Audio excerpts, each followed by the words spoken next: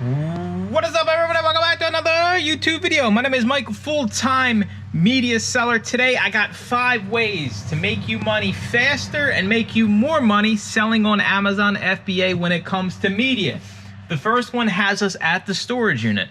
We're gonna be all around the world in this video, but the most important one, we all enjoy sourcing. You actually have to send the stuff in, right? We got boxes and boxes. This needs to get listed, right? It needs to get labeled. It needs to get out the door to Amazon. I know this sounds so basic, but let's break it down. This is full, right? This is how ripped I am nowadays. I'm just gonna hold this for this whole segment.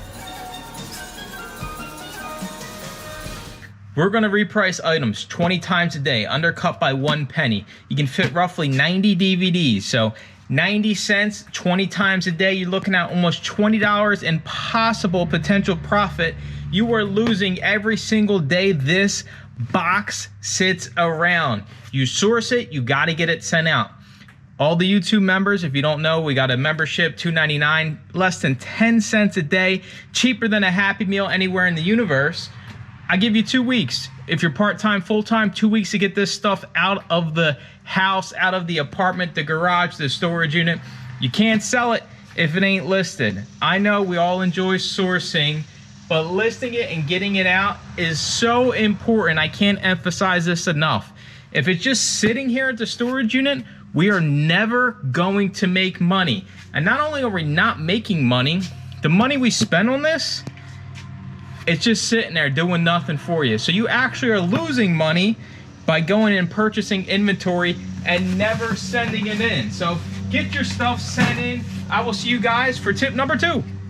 Second tip, source at better places, right? So like you're probably thinking, Mike, what the hell are you talking about?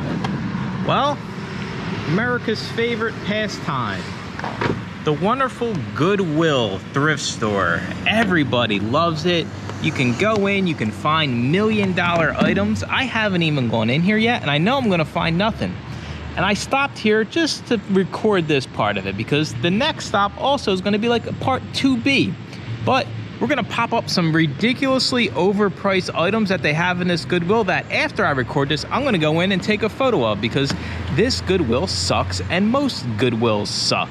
They scan everything at a distribution center and anything that is left over winds up in stores like this, and they just use it basically as a donation center and sell everything online. So get better at sourcing these types of Goodwills where you know they're picking items over. And if you're wondering, just ask an employee, right? Most of these employees are pretty open about how exactly the business works.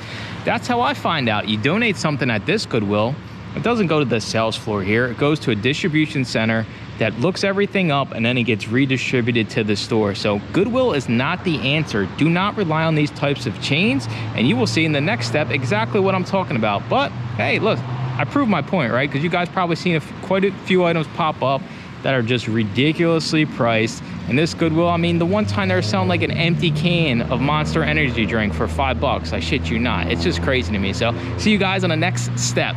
All right, 2B, right? I told you guys we just came from outside that crappy Goodwill. 2B was thrift at thrift stores like the one behind me. This is literally 3 minutes down the road. Mom and pop shop. We spent 40 bucks. I'm gonna show you guys every single item we got, and that gets us into number 3, understanding the data. I'm gonna explain some of these buys that otherwise, if you were just listening with an earbud in while you were scanning, you would miss every single one of these items. I can't emphasize it enough that you gotta be smarter in this business. Stop being lazy. The days of being lazy are gone. So without further ado, we're gonna jump right on into this. I got my screen recorded. All right, first one. You see this and you probably think it's gonna be worth something because the crazy political world we live in. Taking down Trump. $7.75 profit. Should have had a better way to set this up, but it's whatever. The Oyster Wars of the Chesapeake Bay. Something like this. If you're just scanning, you see it's red here, understanding the data. It's only red because the used buy box is $12.63, and there's only one FBA at $72. you price this probably 30 bucks. This will actually sell very fast. But the problem is, people only use their earbuds. They don't want to look at their phones while they're scanning. You miss out on these types of items. And this is just one of many in the group. So let's keep going. Presentation essentials. I hate presentations. I don't have a problem doing them, $6.50 profit, but like PowerPoints and stuff like that, like come on, what world are we living in? I just want to talk to the people out there and get the message out. My books are going to be slipping and sliding. The Chivalrous Society. 1180 profit, slow mover. Yet again, understand the data. Just because it's a slow mover doesn't necessarily mean it's going to take forever to sell. If you undercut with the current prices and somebody's looking for this, the slower stuff will sell very fast. I've sent in 0 sales score items that have sold, haven't sold on Amazon in 6 months, and have sold within 2 weeks because I priced the item correctly. An introduction to the Pentecostalism? I have no idea. Another red, the data. No used FBAs. I tell everybody, it's something we preach over in our private Discord and in our weekly Zoom calls. As a group, I would like to say we've probably made over $100,000 in sales from items that have no FBA offers, all because we take the time to understand this business. So we'll probably list this at like $24.99. You'll probably make around 12, 13 bucks. Otherwise, you just leave this behind and you never see this money. I mean, we already got a decent stack of data ones where people with their earbuds, I see it all the time, you don't want to pay attention, you leave us money behind. Herbs, $11.90. Anything gardening in the summer usually does pretty well. The End Game, How Inequality Shapes Our Final Years, $7.50. The Self-Sufficient Suburban Garden. This one's way out of line here. Scanned the wrong thing there. Now it doesn't want to pull up the right item. We're going to scan it with the app. There you go. Sells once every 3 months. Fair value is $5.80. So the last time this sold merchant fulfilled, it sold for $5.80. Could you imagine why it hasn't sold? Because everybody's at $90 plus. Throw this into $24.99, $29.99. Guaranteed this will sell by the end of summer, especially since it's about gardening. The data, yet again, we always circle back to it. Broken crayons, still color. Another red, but it sells all the time. And there is a $2 price difference from $11.98 to $13.86. You make $6. Brief, $4, sells all the time. We paid $1 for it. You got to turn and burn through this fast moving inventory. I know it's not exciting. Oh, you're only going to make 3 and some change. Well, guess what? This is going to sell before it even gets to Amazon, right? So it's basically a free dollar. If I don't take it, then I just leave $3 sitting here in the parking lot. Nice little war book here. Stand Firm, Ye Boys from Maine. The 20th Maine and Gettysburg Campaign. $9.82 profit. Paul, New Testament, $5.40. More Pentecostal, I'm not sure how you pronounce it. Super slow mover, but you can undercut everybody here.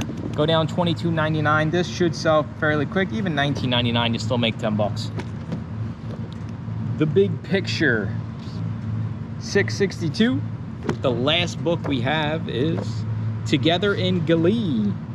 No FBA, new or used. You basically set the market. I'm thinking like $17.99 since the new buy box is $19.30. You can't price it above the new buy box. Even if the new buy box is merchant fulfilled, you still have to price your used items underneath that or it's never going to sell. Why would somebody spend more for a used copy than a new copy? It just doesn't make sense. All right, moving on. Ken Davis, DVD Time, Fully Alive, brand new sealed, $6.53. Kitty Hawk, $7.37. Sister Wendy, the complete collection, BBC Bolo, you all know about this, $63.50. I paid $3. You're not gonna find this stuff in the Goodwill. I mean, you guys seen the photos, it's pathetic in the Goodwill. You are not gonna find this type of stuff in your Goodwills anymore. Something like this is being scanned at the distribution center and sold online, I promise you. Sonic the Hedgehog, 710. Another bolo for you, JJ the Jet Plane, 20 bucks in profit, probably be closer to 15. Barbara Streisand, just thinking about it, 573. Quick one to flip there. Monty Python Live. I'm not a big Monty Python fan. 1770. Wizard of Oz collection. Understanding the data. This sells basically every week. We got the used FBA offer at $7.99, and they're matching the lowest merchant fulfilled offer. Anybody can start this business today. The only thing that's going to set you apart from them is doing it better. This is how you do it better. Bozo sells at $7.99. We price this $12.99. We probably make $6. Otherwise, you leave this stuff behind.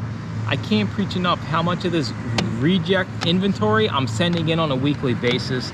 That's why my sales have been through the roof lately. That's why I'm getting more consistent numbers, more consistent payouts into the bank account. CDs, Legacy 5. Never even heard of these guys. No used FBA, $17.99. You'll make 10 and some change. More Legacy 5. No used FBA again. Brand new gospel country style. Nobody at all on this. It's new sealed. Don't get crazy, right? Being the only person, no price is $1,000. $19.99, $24.99 since it's new sealed. Original price was 16 bucks from the place that sold it, so not too shabby. But yeah, better thrift stores exist 3 minutes down the road. You just got to find them, right? And then understanding the data within the scanning app and when you're listing is how you're going to find more inventory. And even if you have competition, it's going to be less. You don't care about the competition because most of them are just earbudders, right? Like you go to any major library sale, everybody's got earbuds in. You see scanners out in the wild, they just have earbuds in. They're really not paying attention. So I will see you all on number 4, tip number 4. All right, we are on to tip 4 and 5, the last 2 tips of this video, and some would argue the most important of them all. So tip 4, boxes in the back seat, right? What do you guys think's in there? I saw you with a box. What was in the box? Because bulk inventory. Buying in bulk to supplement your thrifting routes 100% is the way to go. So I just grabbed some out of here just so you guys can kind of see. Full transparency, right? I paid 20 cents a piece. Sight unseen. I have no idea when I go and see. Sure, some of these lots on Facebook Marketplace, right? Where can you find this stuff? Facebook Marketplace, Craigslist, OfferUp, Nextdoor, Storage Treasures, CT Bids. Sometimes, most times, you don't see everything they're selling, right? So we got some Rolling Stones, Elton John, Bob Dylan, Bryan Adams, Aerosmith. 20 cents a piece I'm risking. So what we got here? We got 10. We got $2. We're risking $2. Will one of these CDs make us $2? It's pretty much guarantee, right? And that's just a little bit of what we got. So I just grabbed some out of the back. We picked up a few hundred of them. Led Zeppelin, R. Kelly, The Best of Who, The Best of Simon and Garfunkel, Sting. Sure, a lot of these aren't worth it, but buying in bulk can basically lower your buy cost and raise the quality. So how can you kind of do both, right? If you're used to going to thrift stores, you're paying thrift store prices between $1 and $5 per item.